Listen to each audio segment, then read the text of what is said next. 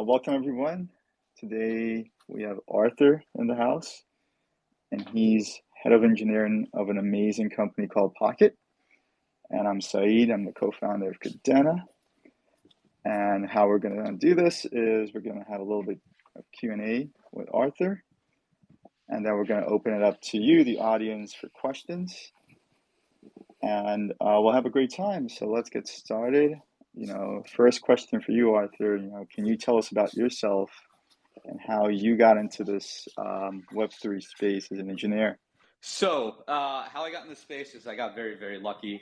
Our CEO is a guy named Mike O'Rourke, and about 6 years ago, he reached out to me on Twitter, asking me some very specific questions around iOS engineering. And the reason is I spent the last 10 to 12 years doing mobile development for a bunch of big and small companies. And I had built a name for myself up in the iOS community through open source development and conference speaking, AMAs, and the like. And I guess he had found me either through some podcasts I participated on or some other scenario. And we started exchanging tweets and emails, and he was trying to break into mobile development. I helped him out any which way I could. He ended up getting a job. I don't think I really had any effect there, maybe just some moral support. And then he pivoted to the blockchain space about 5 years ago, I think, or 4 years ago. And then he started POKT Network. And POKT was a different product back then. It had a very specific play in the mobile space. And at the time, he reached out to me asking for some assistance building out mobile SDKs. So I did a bunch of pre-work and work for him and his co-founders, and that was it. Then he pivoted, and I kind of kept in touch with him loosely through email because I was considered to be an advisor at that time. And over the last couple of years, as the company started growing and starting to crush it in this space, they him and I started talking a bit more, especially as they launched their mainnet back in middle of 2020. And as the company kept growing, they started hitting scaling issues.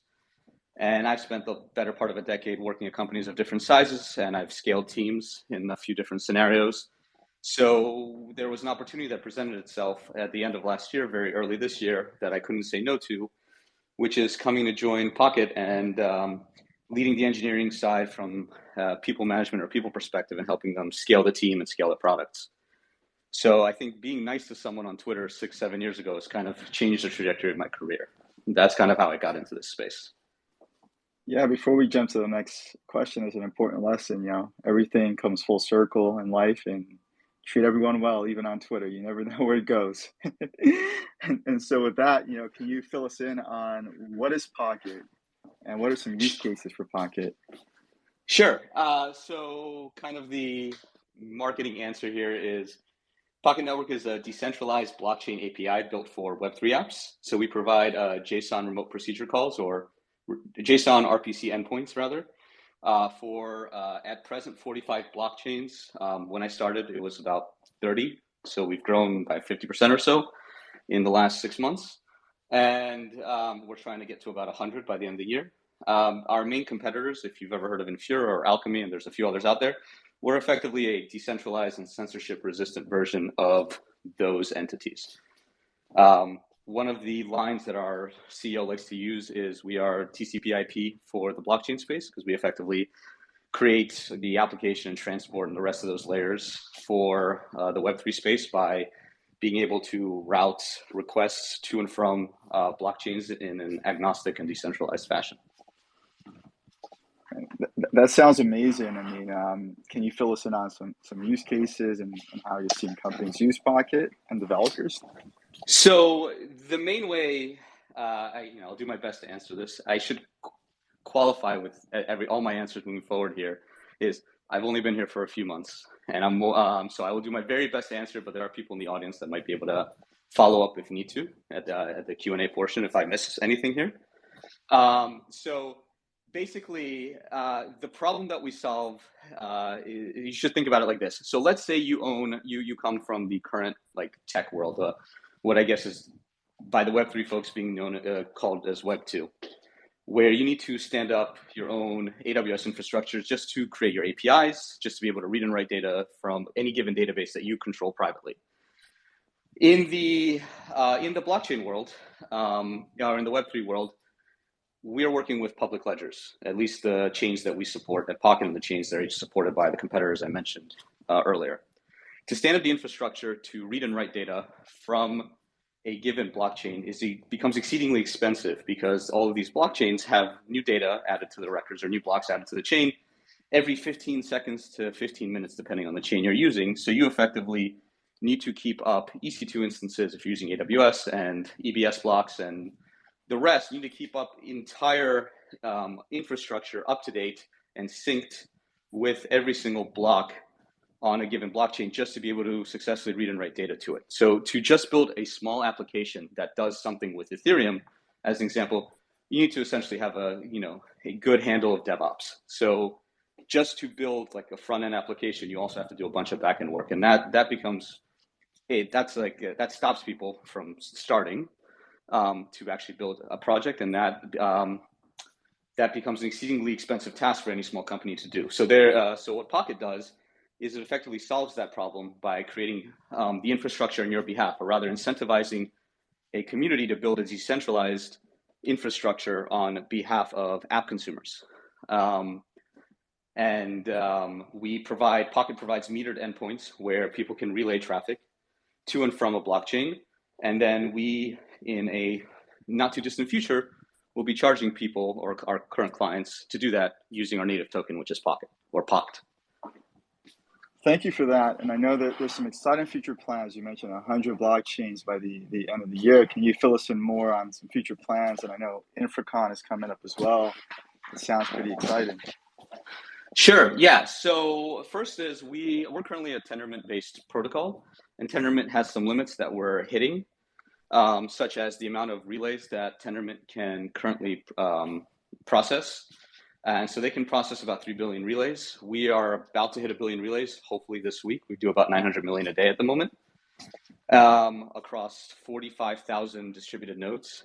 There's a limit of how many apps can be staked, so we've had to do some jiggering on the backside, or I don't know, a better way of saying it. We just had to do things on our back end to allow for lots of apps to be staked.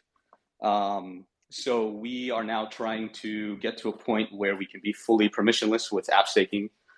And to do that, and to also scale the amount of relays into the trillions, we need to launch a homegrown protocol. So our protocol engineering team is working on what we're considering to be V1 of our protocol. The current version is, I think, 0.8.2. And we've been on what we're calling V0 since mainnet launch about 2 years ago. Other things that we're working on is, so we currently have a web wallet. We're working on a downloadable wallet or a desktop wallet that should be launched soon. We are also working on ledger support that should be launched soon. We have the actual concept of self-staking. So right now, we're not finishing our economic flywheel completely. So for those who don't know, the way Pocket works, and this is probably some questions some people in the audience may want to know, because it's not something that's easily put together unless you do a lot of reading. So we have a supply side and a demand side. So for our entire economic flywheel system to work, the supply side means that we have to have a lot of people standing up infrastructure on either bare metal hardware or AWS or GCP or Azure, Linode, wherever you want, DigitalOcean, on behalf of app consumers. And to do that, they need to stake our native token POKT. And as a reward for relaying requests, they generate more POKT. On the demand side is our app consumers. And our app consumers need to use our same token POKT to be able to pay for their API requests in a matter of throughput. So pretty much if you stake, I don't know, something between 15 or 30,000 POKT, you effectively get 1 million relays per day.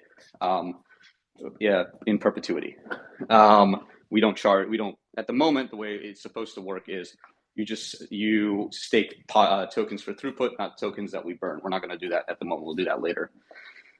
So our token has multiple use cases, right? It's a reward. It's also a payment mechanism. but we're not completely finishing our economic flywheel at the moment. So we are subsidizing all the calls on behalf of our app consumers. But we have plans for, I think, around Q3 to kind of turn that economic flywheel on to make sure that we do realize the end goal here of having our app consumers actually pay for our service. And we do have interested parties in doing so. We just have to build out a lot of the front end and back end, and where we currently have multiple people that are tasked with working on this, and we even just this morning had a progress update on it. So that's kind of, yeah, go ahead. Go ahead. Yeah, I was saying that's amazing progress so far. Yeah. So that's kind of what we are working towards. Like, that's the big thing. We're calling it self-staking internally. There's going to be a lot more information, I think, at our conference that you mentioned, InfraCon, which is happening in the Dominican Republic in a couple of weeks. And then, a couple other things that are coming out is, I think I didn't mention, but wrapped POKT. So we are wrapping our native token Pocket and throwing it on Polygon.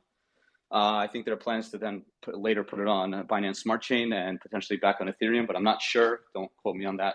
But definitely 100%, we had a DAO proposal go through, and we're going to be putting this in Polygon in short order. And this will be a good way to kind of get into our ecosystem without having to buy our native token directly. You could do it through the L2s on Ethereum. And thank you. So everyone here just got some good alpha. And we're going to open it up soon to questions from the audience. But to kind of kick things off, I know many in the audience are currently working in Web 2 and they're looking to get into Web 3. Arthur, from your perspective and experience, given you just recently went through the process, what are some ways you'd recommend people, get involved? Should they work on portfolio pieces, contribute to open source projects? Sure. I might have another monologue here, and it's going to be stream of consciousness, so please feel free to stop me and ask me to elaborate. So first, I'm someone who spent the last couple of years doing a lot of interviewing, either at my previous place of employment and my current place of employment.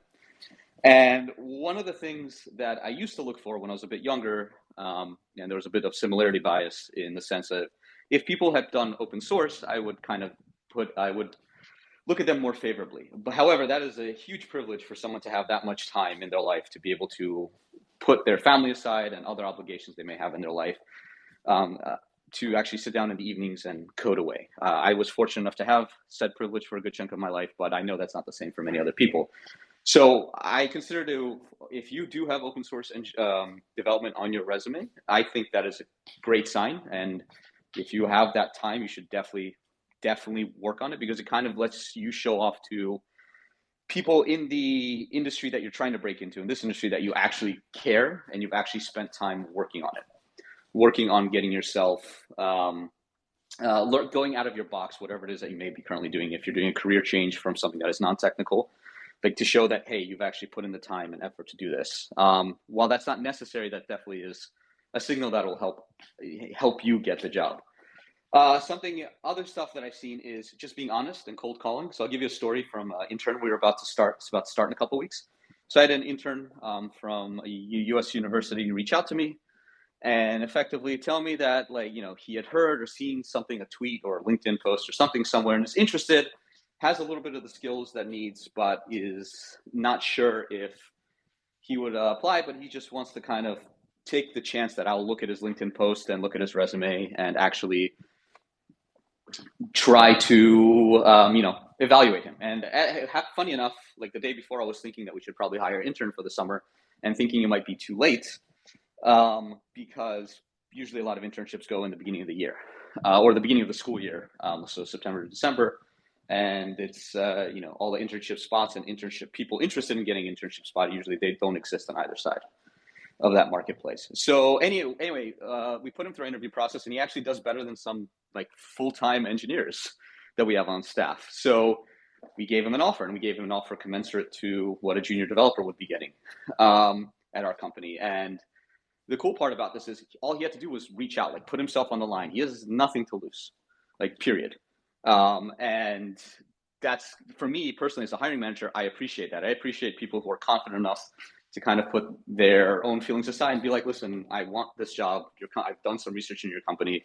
Here's my resume. They put everything together, sent me, a 1 or 2 paragraph message. And next thing you know, they've landed their job, which after they graduate from college could turn into like their first real job out of school just by one little message. So I would say, don't be afraid of just asking and asking a lot. Like, people, I think I would consider good hiring managers will look everywhere and anywhere to hire the right people, and will give opportunities for people to interview, assuming that the person interviewing does their job of, presenting a good resume, good CV, and being confident.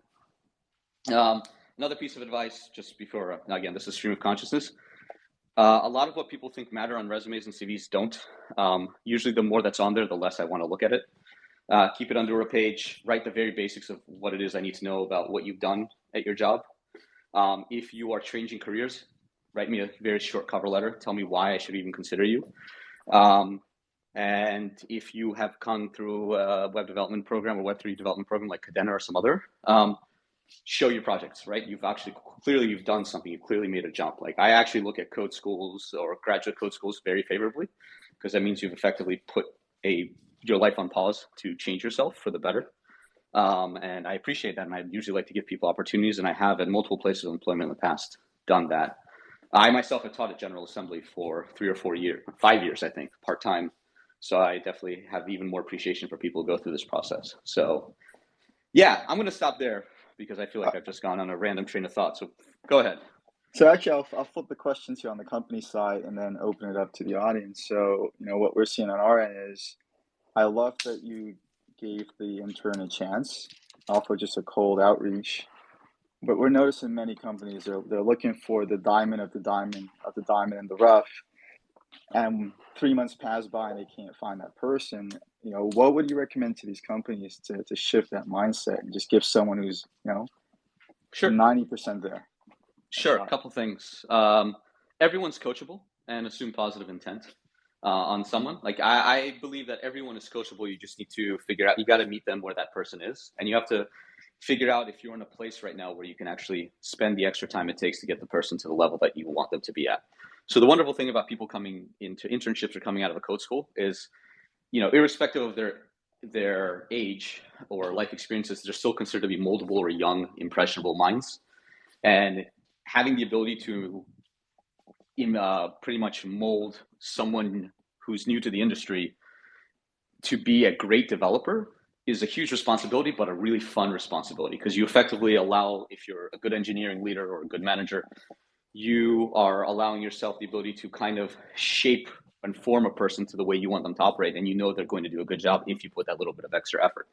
So I feel very fortunate that at Pocket, we don't look at resume, we don't look at degrees for our engineering roles, and we are completely global. So we've hired people from all over the world. So me personally, I am looking for someone that is either has the experience and can prove it in 3 or 4 conversations, or someone who is really hungry and has proven through 3 or 4 conversations and maybe a small take-home test that they are really willing to put in the time and really wanting to break into this space.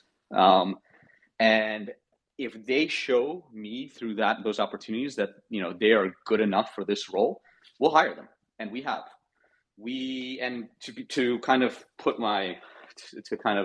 double down on what I said when we were global, we've hired people most recently from Brazil, the Dominican Republic, Nigeria, Paris, South Africa, and a couple other places that I'm forgetting. I am being very honest in my sentiment that there's a lot of people out there looking for work. And I am someone who is taking chances on people all over the place, because I believe everyone deserves a chance, and that most people are not going to try to do a bad job or just trying to get a job and take home one paycheck and then leave. No one wants to waste that type of time. So I think these companies, my advice to them is, get off your pedestal, look at what's out there. There's a lot of talent in the world, especially in a post-pandemic world where a lot of companies are remote, and our company is. And really try to give people a chance, especially in places that they may not have gotten a chance before the pandemic had started. I think you're missing out on a lot of really good candidates. And I let you know that, like, I joined 3 or 4 months ago, and in about 7 weeks, I hired 11 people, and they're all still here, and some have already produced quite a lot of good work and have been able to, actually add in a positive way to the future of this company. And again, keep in mind, we're still a startup. So like the hires that we make are very important to the future state of our company. So there's like there's a lot of pressure on the shoulders of myself and my engineering leads to make sure that we don't mess up, because every wrong hire we make will set us back and will burn our runway a little bit more. One last question, we'll open it up. And so one of the sticking points we've noticed with a lot of our candidates is the years of experience. And given our industry is so fairly new, none of us have all the years of experience some companies are looking for. You mentioned some touch points to expand on that, right? Open source, a strong portfolio, being able to explain yourself really quickly. Are there any other things you'd recommend to sort of help So you, quantify that? yeah, so I would say I think the question you're asking might be a little more difficult for me to answer, because I think the types of engineers that you're training are smart contract engineers, right? Specifically on Ethereum. And the types of engineers that at least the company that I'm at that we're hiring for, and again, this is a very specific example, they're people with skills that are transferable from the current tech world to the new one that you and I and everyone on this call is either currently participating in or wants to participate in. So the types of folks that we hire are people with strong, site reliability engineering skills, or DevOps engineers, or people who have experience writing Go or Node for backend engineering and API development work, or front-end engineers that are able to write good JavaScript and work with React. Like, so for us, it's just people who are interested in the space, who already have a resume, or a tiny one or a large resume, and are willing to make the leap to go from their established companies to a startup, because they kind of want to be part of this new shiny thing that's coming out. So with respect to, I can give you an example, I guess, if I can think it through on the fly. Like, so in the past, as I said, I spent 10 years doing iOS engineering, or 11 years doing iOS engineering. So the example, if I were to make the same parallel, is I would be looking for people who are just coming out of a code school, having never built an app in their life outside of what they've done in their code school. If I have junior engineering slots, I, as a manager, will 100% prioritize people from a code school. So because, as I said earlier, these are people that you can mold and you can shape to do the types of things you want them to do. So the question is, like, where are these people looking? Are they looking at very big established companies or small companies? Are they looking for, what kind of roles are they applying for? Because a lot of people don't like to hire juniors, but to be honest, especially in this job market, I think it's actually going to be more affordable to hire juniors, and you realize within 6 months to a year, you're going to get the same type of quality that you'll get out from a senior, because you really don't need more than a year plus experience of like 8 to 10 hours a day to really get to somewhat of seniority, right? There's a lot of stuff that just comes with time and experience, having experienced, severity incidences, or high, to figure out how to keep things more resilient, or stuff like that. And that will all happen naturally every company you work. But you only need a few of those to really get to that senior level. It's more just finding a company that literally has, or honestly has, a junior engineering position and will hire. Again, every hiring manager is different. Years of experience are important to me, but I don't consider it, especially for junior engineers. I consider it like 0 to 6 months, and if you have more than that, I don't know if it's real or not. I don't know if it's any good. So I'm just going to pretend you have 0 years of experience. If you can talk intelligently and pass a very basic either take-home coding test or whatever it is we need to do for whatever tech stack we're hiring for, you're good enough for us, and we'll make you even better. That's just my take. Got it. So with that, we will open it up to the audience questions. If anyone has a question, feel free to raise your hand and we'll bring you on stage, and you can ask Arthur your question.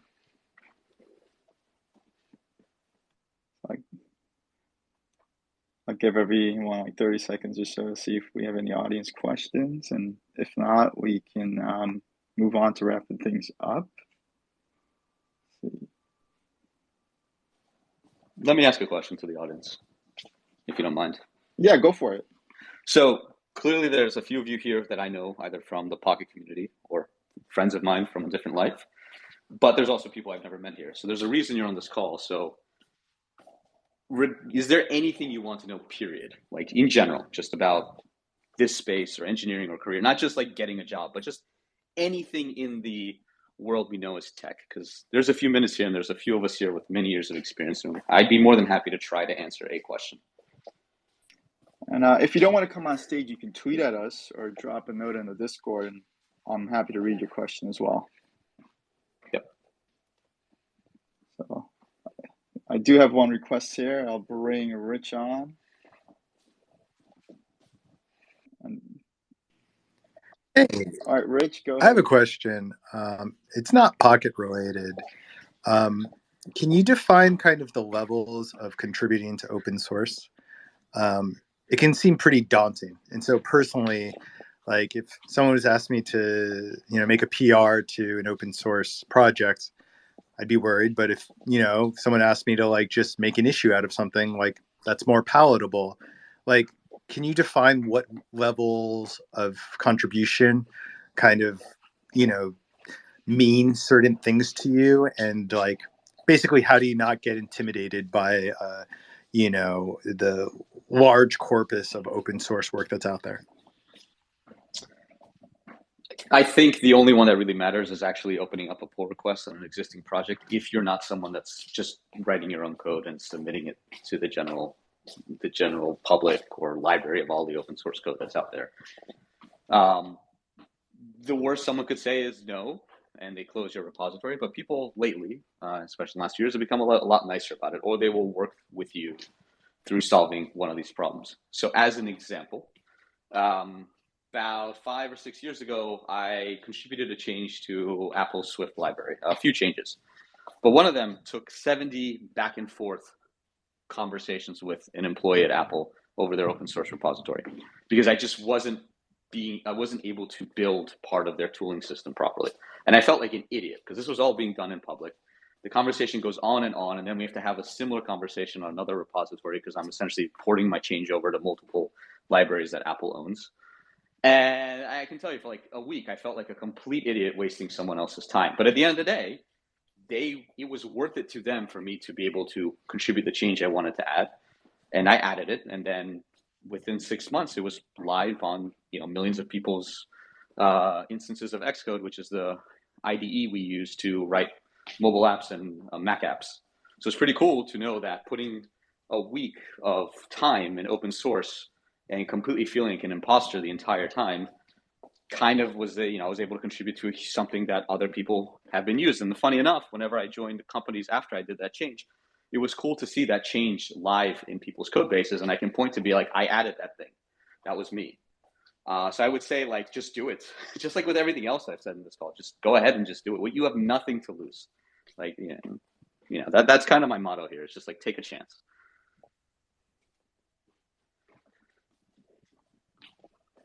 Does that answer your question, Rich?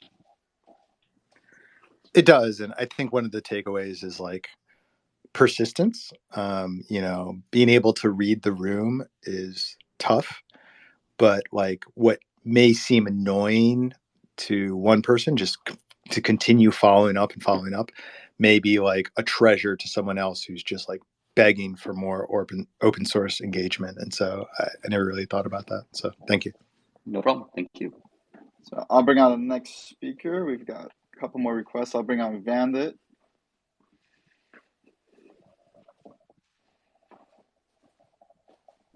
This connection is just connecting. So there we go. Vandit, you're on. Hello. So Hello. my question is that how can I join the position of for DevRel something a developer relation manager kind of position? Sorry, I didn't completely understand that question. Could you restate it again? Right. So my question is like that if I want to apply for like a DevRel position like a developer relational manager like that, so what are like the technology prerequisites that I should have to knowledge about that, or any specific thing? Sure. So dev relations, funny enough, is a role that I've only worked at Pocket. So this is I've known of the role, but it's a new concept for me. But the people that we have hired have a breadth of knowledge across languages and tech stacks, and have good experience being able to communicate that information in written form and in speaking form, and are comfortable actually doing presentations. So as an example, we have an engineer, and I can only give you this one example because my sample size is so small. I am. So we have an engineer, a DevRel engineer by the name of Joe.